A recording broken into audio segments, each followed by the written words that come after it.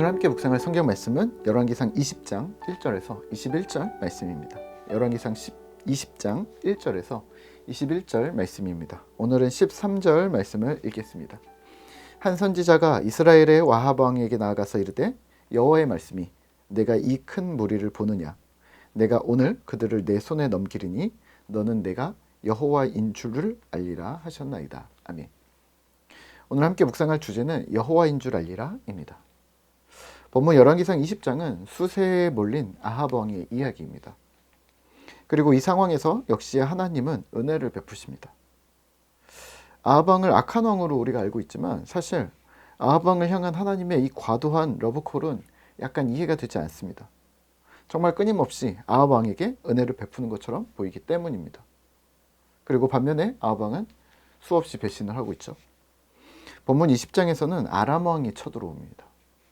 아람은 이스라엘 북이스라엘의 오른쪽 동쪽에 있는 왕국인데요. 동쪽 상단에 있는 왕국인데요. 이게 북이스라엘 왕국을 쳐들어온 전적이 있었던 나라입니다. 그러니까 쉽게 보고 있었던 거죠. 이번에 아람 왕 벤하닷은 32명의 다른 나라의 왕들을 끌고 군대를 모아 사마리아를 포위하고 공격합니다. 사마리아는 거의 북이스라엘 왕국의 정중앙이라고 해야 되나요? 아니면 더 서쪽이라고 해야 되나요? 거기까지 지도에 보시면 세겜 왼쪽쯤입니다. 예, 거기까지 쭉 뚫고 들어온 거죠. 그리고 동쪽에 있는 아람에서 쭉 뚫고 들어와서 이스라엘 영토에서 사마리아를 에웠었다고 하는데 어쩌면 북이스라엘 영토 전체를 마구 휘젓고 다녔던 아람 왕일 수도 있습니다. 쳐들어온 벤하닷이 이렇게 요구합니다. 5절입니다. 사신들이 다시 와서 이르되 벤하닷이 이르노라 내가 이미 내게 사람을 보내어 말하기를 너는 내 은금과 아내들과 자녀들을 내게 넘기라 하였거니와. 은금을 내놓아라.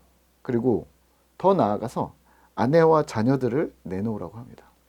잡아가겠다는 거죠. 속국을 만들겠다는 거죠. 다급해진 왕이 나라의 장로들을 모읍니다. 그리고 이 고충을 말합니다. 아람 왕이 우리를 속국으로 만들려고 하는데 나는 거절하지 못했습니다. 라고 고백합니다. 그러자 모든 장로와 백성들이 왕을 격려합니다. 듣지도 말고 허락하지도 마십시오. 싸웁시다. 어떻게 됐을까요? 전쟁을 피할 수가 없었습니다. 그리고 계수했으나 청년은 230명, 이스라엘 백성을 계수하니까 7,000명가량 되었습니다. 여기에 하나님의 말씀이 임하였습니다. 13절입니다. 한 선지자가 이스라엘의 아합 왕에게 나아가서 이르되 여호와의 말씀이 내가 이 큰 무리를 보느냐 내가 오늘 그들을 내 손에 넘기리니 너는 내가 여호와인 줄을 알리라 하셨나이다. 아멘. 분명 어떤 간구도 구함도 없었습니다. 또 간절함도 없었습니다. 아합 왕은요. 단지 그냥 이스라엘이 위기에 빠졌는데 하나님은 이들을 향해 또 아합 왕을 향해 선지자를 보내 구원을 약속하십니다. 은혜를 베푸신다는 말입니다. 아합 왕은 승리를 얻을 자격이 없는 사람입니다. 하지만 하나님은 7,000명의 사람들을 보전하셨고 그리고 이 정도의 군사로 32명의 왕국과 그의 군대들을 전쟁을 하여 승리했다는 것은 하나님의 큰 은혜인 거죠. 19절에서 21절입니다. 각 지방 고관의 청년들과 그들을 따르는 군대가 성읍에서 나가서 각각 적군을 쳐 죽이매 아람 사람들이 도망하는지라. 이긴 거죠. 이스라엘이 쫓으니 아람 왕 벤하닷이 말을 타고 마병과 더불어 도망하여 피하니라. 이스라엘 왕이 나가서 말과 병거를 치고 또 아람 사람을 쳐서 크게 이겼더라. 아멘. 오늘 본문을 묵상하며 우리는 무엇을 기억해야 할까요? 네, 하나님의 은혜입니다. 은혜란 조건과 상관없이 주어지는 어떤 혜택이라고 보시면 어떨까요? 이쪽은 전혀 준비가 되어져 있지 않아도 자격도 없지만 일방적으로 베풀어지는 사랑이라는 말입니다. 우리는 이걸 아가페적인 사랑이라고 부릅니다. 북이스라엘이라는 나라에는 악한 왕들로 가득 차 있습니다. 악한 왕이라 함은 하나님을 떠나 하나님을 배반한 자들, 하나님보다 주변국들을 더 의지하고 재물을 의지하고 자신의 힘을 의지했던 자들입니다. 하나님 외에 모든 걸 우상 삼았던 자들입니다. 그럼에도 불구하고 하나님은 아합 왕과 그의 백성들에게 은혜를 베풀어 주셨던 것이죠. 그리고 그 결과는 무엇일까요? 그 의도는 또 무엇이었을까요? 내가 여호와인 줄 알리라. 아멘. 하나님의 은혜가 내려지고 그 은총이 지나간 자리에 남는 것은 무엇이냐면 주께서 여호와인 줄 아는 것입니다. 오늘 우리는 이 은혜를 구원에만 국한시켜서 생각하는 경향이 있습니다.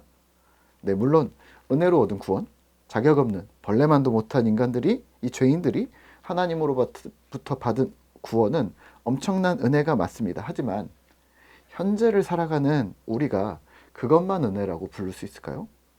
네, 수 없는 것이 은혜입니다. 살아 숨쉬는 것, 인생을 받은 것, 먹고 자고 살 수 있고, 또 건강이 있고, 가족과 공동체를 허락해 주셨다는 것, 믿음을 주셨고, 모든 것이 은혜인 거죠. 그러면 이 은혜에 대한 반응은 무엇이어야 할까요? 기쁨일까요? 감사함일까요? 네, 가능합니다. 둘 다 가능합니다. 하지만 너무 단차원적이지 않나요? 은혜에 대한 반응은 오늘 말씀과 같습니다.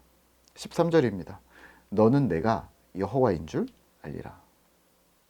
내가 신자니까 이게 너무 당연하게 생각하실 수 있지만 신자든 미그리스도인이든 하나님의 은혜가 지나간 자리에 있는 모든 자들은 하나님을 여호와인 줄 알게 되는 것이 결과값입니다.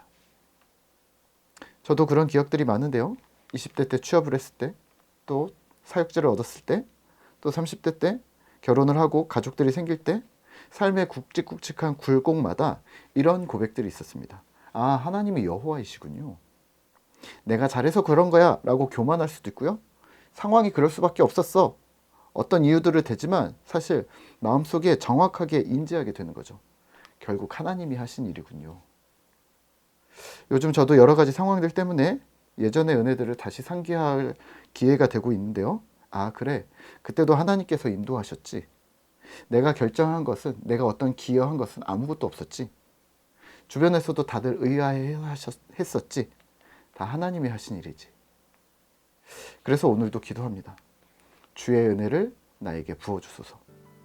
그리고 또 기억합니다. 하나님이 내 주 여호와이십니다. 이런 고백이 오늘 하루도 또 남은 한 해도 가득한 우리 신실한 공동체 되시기를 기도하겠습니다.